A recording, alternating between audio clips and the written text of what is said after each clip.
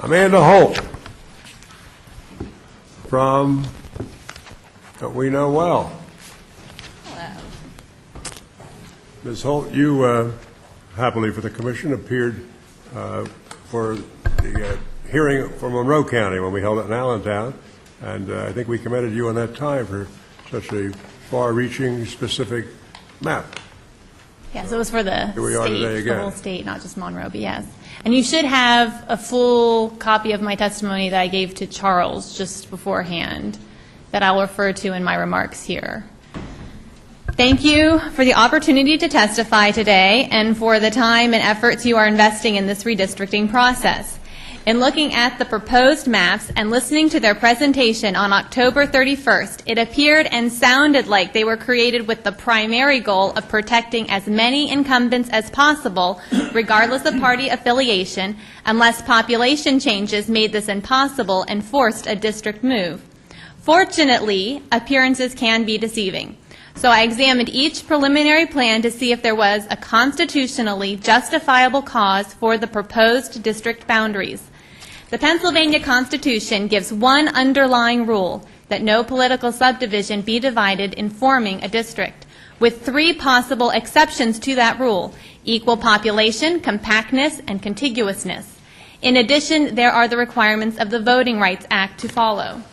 The preliminary Senate plan contains 39 districts that include county splits instead of the 21 in the proposal before you. It divides double the number of municipalities and splits 27 wards instead of 4.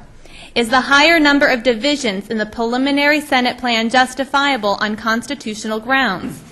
Looking at page 2 of your packet, it is not justified on the grounds of equal population because both plans have basically the same overall variant.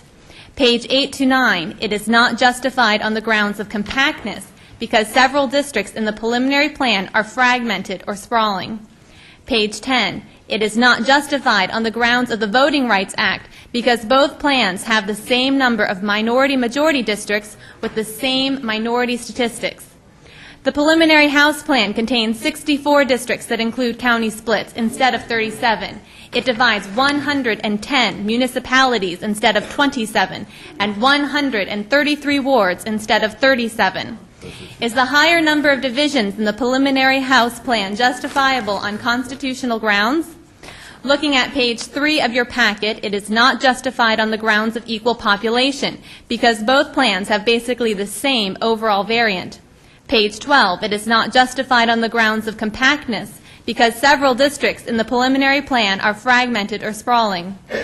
Page 13, it is not justified on the grounds of contiguousness because 4 districts in the preliminary plan appear to contain portions that are not connected with the rest of the district. Page 14 to 16, it is not justified on the grounds of the Voting Rights Act because the preliminary plan dilutes minorities by failing to make them the percentage of a district's population required by law. The proposed solution before you fulfills each constitutional requirement and abides by the Voting Rights Act while still respecting political subdivision boundaries. Following these constitutional rules resulted in a few additional or alternate district moves. Looking at page 11 of your packet, not 1 but 2 Senate districts moved from the western portion of the state. One went to the Adams-York County area, the other went to the Luzerne-Monroe County area. Also, 1 district from Philadelphia shifted to Chester County. Page 17, while 4 House districts made significant moves, only 1 came from Allegheny County. The 4th district move came from Beaver County.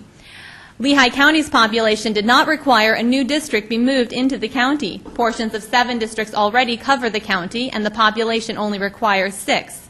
Instead, meeting constitutional requirements gave the district to the eastern side of Berks County. There were also 3 additional districts that moved to neighboring counties. Lastly, page 11 and 18 to 19 show some alternate ways to draw a few districts while still meeting constitutional requirements. It is this Commission's sworn duty to uphold the Pennsylvania Constitution above party loyalty or interests. It is your first duty to support, obey, and defend the Constitution of the United States of America and the Constitution of this Commonwealth.